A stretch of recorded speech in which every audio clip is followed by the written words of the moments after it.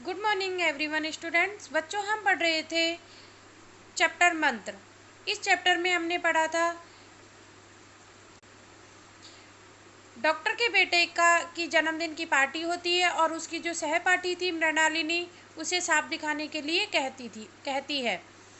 मृणालिनी के कहने पर वह सांप दिखाने के लिए तैयार हो जाता है। उसने अपने सारे सांपों को गले में लटका लिया था।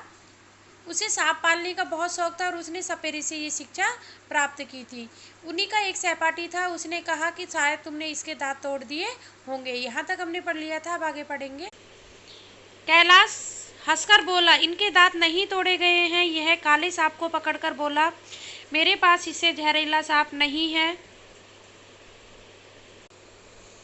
इससे जहरीला सांप नहीं है। अगर किसी को डस ले तो देखते ही देखते दम निकल जाएगा। ऐसे कहते हुए उसने सांप की गर्दन पकड़कर जोर से दबाई, इतनी जोर से कि उसका मुंह खुल गया। जैसे ही उसने सांप की गर्दन को दबाया तो सांप का मुंह खुल गया और उसके दांत दिखाते हुए बोला, जिन लोगों को शक हो नजदीक आकर इसके दांत देख लो। जैसे ही कैलाश ने सांप पर से हाथ ढीला किया, सांप ने उसे डस लिया। वह उस कमरे की तरफ भागा जहां मेज की दराज में जड़ रखी थी। उसके विचार से जिसे पीकर लगाने से जहर का असर खत्म हो जाएगा। महफिल में भगदड़ मच गई। डॉक्टर साहब चाहते थे उंगली काट दी जाए, पर कैलाश ने माना।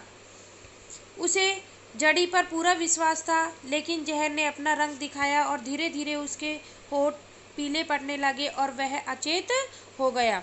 क्या हुआ कि जब सांप ने उसे डस लिया तो वह जड़ी बूटी लगाने में विश्वास करने लगा कि जड़ी बूटी से ये शायद ठीक हो जाएगा। लेकिन डॉक्टर ने उसकी उंगली काटने का निर्देश दिया, लेकिन वह नहीं माना।